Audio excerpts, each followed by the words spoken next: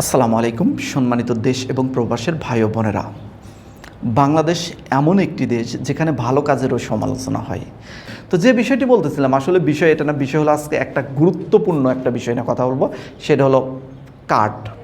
এই যে চারদিকে যেটা যে শুরু হচ্ছে ফ্যামিলি কার্ড, কৃষক কার্ড, এলপিজি কার্ড থেকে শুরু করে আরও যে তারেক রহমান প্রায় 4-5-6টা কার্ডের নাম বলছে, প্রবাসী কার্ড, এগুলো নিয়ে তাকে বলা হচ্ছে কার্ড বাবা, তাকে বলা হচ্ছে নানান রকমের ট্রল করা হচ্ছে। আসলে ট্রল করতে পারেন, ট্রল তো মানুষ করতেই পারে, বুঝে না বুঝে ট্রল করতে পারে, কিন্তু বড় বড় যারা রাজনীতিবিদ, যারা বোঝেন, যাদের কথার ওয়েট আছে, তারাও এই বিষয়টি নিয়ে কথা বলেন।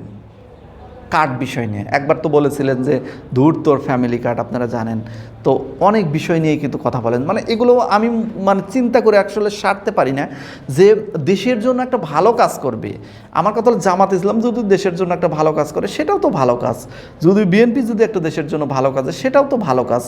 মানে এই ভালো কাজটা কেউ করতে দেবে না, ভালো কাজটার ভিতরেও সমালোচনা।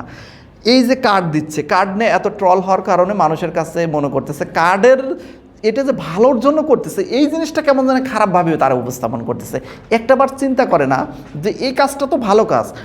একটা ফ্যামিলি কার্ড, এটা কতটুকু কার্যকারিতা, এটা যদি বাংলাদেশে পুরো চালু হয়ে যায় এটা কতটুকু বাংলাদেশের উপকার হবে আপনারা চিন্তা করে সারতে পারতেছেন না। আপনারা দেখেন বাংলাদেশে যখন গরিব দুঃখীদেরকে ইলিপ দেওয়া হয় বা কোনো টাকা থেকে শুরু করে টাকা, গম, চাল, আটা, সয়াবিন তেল বা এগুলো যে দেওয়া হয়, এখান থেকে কত পরিমাণ চুরি করা হয়।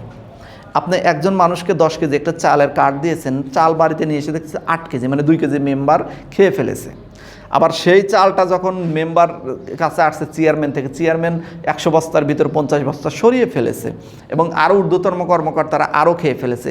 তো খেতে খেতে যারা সাধারণ পাবলিকের কাছে যারা অল্প কিছু থাকে, তো এই যে একটা সিস্টেম, এই সিস্টেমটা তো প্রতিরোধ করার জন্য এই যে ফ্যামিলি কার্ড, এটা আসলে কতটা কার্যকরী আপনি একটাবার চিন্তা করে দেখুন। আপনি যে দলই হন একটা নিরপেক্ষভাবে চিন্তা করুন। ফ্যামিলি কার্ড বিতরণের সময় দুর্নীতি হতে পারে, এটা আমিও মানি, কারণ বাংলাদেশের চোর দিয়ে ভরা, তো সব দলই চোর আছে, বিএনপি তো আছে, জামাত ইসলাম আছে, আওয়ামী লীগে তো ভরা, তো চোর অভাব নাই, তো চুরি হবেই বা দুর্নীতি হবেই। দুর্নীতি হওয়ার পরও এটা ভালো, কেন ভালো? দুর্নীতি হওয়ার পরও যখন এই কার্ডগুলো প্রতিষ্ঠিত হয়ে যাবে তখন আর দুর্নীতি তেমন একটা করতে পারবে না। দেখেন প্রত্যেকটা গ্রাম বলেন, অঞ্চল বলেন, ইউনিয়ন বলেন বা জেলা বলেন, তো প্রত্যেকটা ডিস্ট্রিক্টেই কিন্তু এইগুলো কিন্তু কার্ড কিন্তু প্রত্যেকটা ফ্যামিলিতে একটা করে পাবে বা এটা সুন্দরভাবে বিতরণ করার চেষ্টা করা হবে। 2-1 জায়গায় দুর্নীতি হলেও হতে পারে। যখন সারা বাংলাদেশে এটা দেওয়া হবে তখন এই টাকাটা আপনি সেই গরিব মানুষের কাছে যদি 3,000 টাকা বা 2,000 টাকা চাল দিতে যান, সেখানে চুরি আরও প্রত্যেকবারই হবে, একবার না প্রত্যেকবার চুরি হবে। আর এই কার্ডটা তৈরি করার সময় হয়তো একটু দুর্নীতি হতে পারে, কিন্তু পরবর্তী টাইমে দেখেন লং টাইম যে টাকাগুলো দেবে সরকার থেকে, সেই টাকাটা এক ক্লিকে সারা বাংলাদেশের সকল মানুষের মোবাইলে চলে যাবে। তাহলে এই যে 2500 টাকা সরকার দিল, এই 2500 টাকার মধ্যে 500 টাকা তো আপনি খেতে পারলেন না, গ্রামের মেম্বার তো 500 টাকা খেতে পারলো না, গ্রামের চেয়ারম্যান তো 500 টাকা খেতে পারলো না, কারণ এটা তো সরাসরি ঢাকার থেকে সরকারের পক্ষ থেকে মন্ত্রণালয় থেকে ক্লিক করছে এবং সবার মোবাইলে ঢুকে গেছে। তাহলে এই সিস্টেমটা কতটা ভালো, এবং এই সিস্টেমটা শুধু কেন এই চিন্তাগুলো তারেক রহমানের মাথায় আসছে এই জিনিসটা আগে আপনার চিন্তা ভাবনা করতে হবে। উনি দীর্ঘদিন ইউরোপে ছিলেন, ইউরোপের প্রত্যেকটা দেশেই প্রায় একাধিক কার্ড চালু আছে। আপনারা লক্ষ্য করে দেখেন, এখানে দেওয়া আছে ইন্ডিয়া, ইউরোপ থেকে শুরু করে প্রত্যেকটা দেশে, অনেক দেশে, আমাদের আশেপাশের দেশগুলোও দেখেন, তো প্রত্যেকটা দেশে কিন্তু একাধিক কার্ড চালু আছে এবং এই কার্ডের একটা সুযোগ সুবিধা আছে। কিছুটা দুর্নীতি আছে সেটা আমিও মানতেছি, কিন্তু এখানে সুযোগ সুবিধাও আছে। প্রত্যেকটা কাজ করতে গেলেই যদি চোর দেশে থাকে সেটা চুরি হবেই কিছুটা। এরপরেও সরাসরি এইভাবে বস্তা পাঠানোর চাইতে টাকা পাঠানো এটা দেশের জন্য ভালো হবে বলেই তারেক রহমান এই সিদ্ধান্ত নিয়েছেন। এই সিদ্ধান্তকে আপনারা সাধুবাদ জানাতে পারেন না? ভালো একটি কাজ। আপনি যদি ক্ষমতায় যেতেন আপনার এই প্রশংসাটা করা উচিত ছিল, কিন্তু এটা করতে পারতেছে না। এই যে কৃষক কার্ড নিয়ে সমালোচনা, কৃষকদের জন্য যে এই যে এতগুলো টাকা ঋণ মওকুফ করে দিলেন, একটাবার এটা নিয়ে বিরোধী দল থেকে ধন্যবাদ দেয়নি সরকারকে। এই যে সমালোচনা, এই যে নতুন নতুন যখন যে প্ল্যান নিয়ে সরকার আগাইতে চায়, ইমামদের ভাতা থেকে শুরু করে, ইমামদের ভাতাটা নিয়ে তেমন কোনো সমালোচনা আসলে হয়নি। এছাড়া প্রত্যেকটা কার্ড নিয়ে, প্রত্যেকটা বিষয় নিয়ে কিন্তু প্রচুর সমালোচনা হচ্ছে। সমালোচনা হলেও মনে করেন যে ভালো কাজ থেমে থাকবে না, ভালো কাজ হবে, কিন্তু মানুষের কাছে খারাপভাবে মেসেজগুলো উপস্থাপন করবে। এগুলো একদিনের কাজ না। তো ঝামেলা হচ্ছে এখানে আরেকটি বিষয়, যখন আপনি একটা বিষয় নিয়ে সমালোচনা করেন, যখন একটা সরকারের সফল হওয়ার সম্ভাবনা থাকে এই বিষয়টি নিয়ে, তখন এই সরকারটা আর এই বিষয়টি নিয়ে সফল হতে পারে না। আপনাদের উদ্দেশ্য হচ্ছে সরকারকে যেন কোনোভাবেই সফল হতে না দেওয়া হয়। আপনারা তো বলেনি 3 মাস 2 মাস 1 মাস বা 15 দিন সরকার টিকবে না, আবার পালাতে হবে বা চলে যেতে হবে। বাট এই যে একটা আপনাদের মনের ভিতর ধারণা, এবং এই ধারণাই আপনাদের এই কাজগুলো বিরোধিতা করতে মানে উদ্বুদ্ধ করে, যে আমরা যদি সরকারে ভালো বলি, প্রশংসা করি, তাহলে তো অবশ্যই সরকার ভালো কথা জনগণের কাছে পৌঁছে যাবে এবং সরকার 5 বছর টিকে যাবে। তাহলে তো সরকারের সুনাম হলো। যার কারণে সরকারের ভালো কাজগুলো আপনারা ভালো বলবেন না। বিরোধী দল হিসেবে আছেন, আপনারা সরকারের সমালোচনা তো অবশ্যই করবেন। ফ্যামিলি কার্ড দিতে গিয়ে দুর্নীতি হবে তুলে ধরবেন। ভালো কাজ করতে গিয়েও বিএনপি দুর্নীতি করেছে, দেখেন কত চোর বাটপার। স্বাগত জানাবো আপনাদের এই কাজকে। আপনারা যে কোনো বিষয়টি নিয়ে ভালো কাজকে ভিতরে যারা দুর্নীতি করবে তাদের ধরুন, কিন্তু ভালো কাজ নিয়ে ট্রল করবেন, ভালো কাজের বিরোধিতা করবেন, যে কার্ড দেওয়া যাবে না, কার্ড বাবা অমক তমক। পৃথিবীর উন্নত দেশগুলোর দিকে লক্ষ্য করুন, আপনি তো উন্নত দেশের দিকেই যাবেন, তাই না? আপনি কি আরও নিচের দিকে যাবেন? তাহলে তাহলে এই কার্ড দিন দিন বাড়বে, আরও বাড়বে। এখন যেভাবে দিচ্ছে অন্যভাবে আরও আধুনিকভাবে দেবে। যারা প্রতিবন্ধী আছে তাদেরও কার্ড দেওয়া হবে, কার্ডের মাধ্যমে টাকা দেওয়া হবে। প্রতিবন্ধীদের যে ভাতা দেওয়া হয়, ভাতা কার্ডের মাধ্যমে যাবে। হ্যাঁ, এটাই আধুনিক, এটাই দিন দিন শুরু হবে। এত তো লোকবল কাজ করবে না এখানে।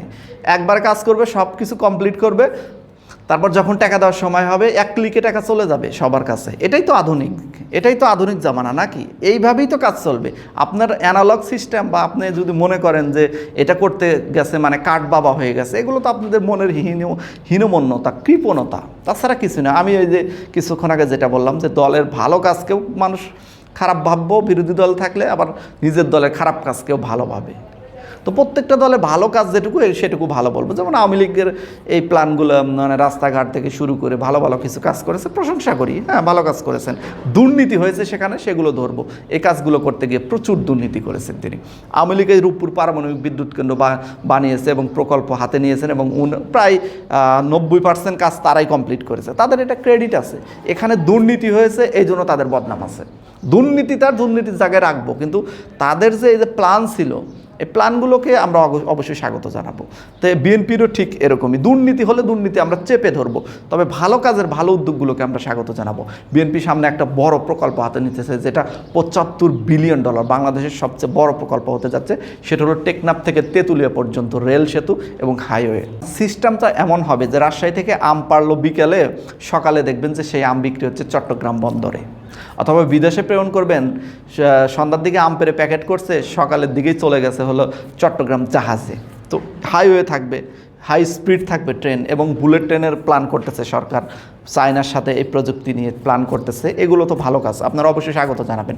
এই বিষয়গুলো না সমালোচনা করে সরকারের কাজ অবশ্যই প্রশ্নবিদ্ধ করবেন না। টেকনাফ থেকে তেঁতুলিয়া পর্যন্ত রেল সেতু এবং হাইওয়ে হবে, এবং $75 বিলিয়ন এখানে একটা প্রস্তাব করা হচ্ছে, এবং এই চুক্তিটা বেশিরভাগই থাকবে চীনের সাথে, এবং অন্যান্য দেশও থাকবে, আরও কিছু দেশ যুক্ত থাকবে, এবং তারা এসে কাজ করবেন, এবং ঋণ নিয়েই তো কাজ করবে। সরকারের কি টাকা আছে নাকি? $75 বিলিয়ন সরকার আছে, এবং এই প্রজেক্টটা হচ্ছে দীর্ঘমেয়াদী প্রজেক্ট, এবং এই দীর্ঘমেয়াদী প্রজেক্টে ধরেন 5 বছর যদি বিএনপি সরকার করে গেল, এরপর যদি জামাত সরকার হিসেবে আছে তারাও 5 বছর করবে, যে সরকারই করুক না কেন। আমার কথা হচ্ছে, যদি দেশের উন্নয়নের স্বার্থে, দেশের ভালো কাজের স্বার্থে সব দল এক থাকুন, দেশের দুর্নীতির স্বার্থে বিরোধিতা ঝাঁপিয়ে পড়ুন, যে দল দুর্নীতি করবে ঝাঁপিয়ে পড়ুন, এটাই হলো আমাদের চাওয়া।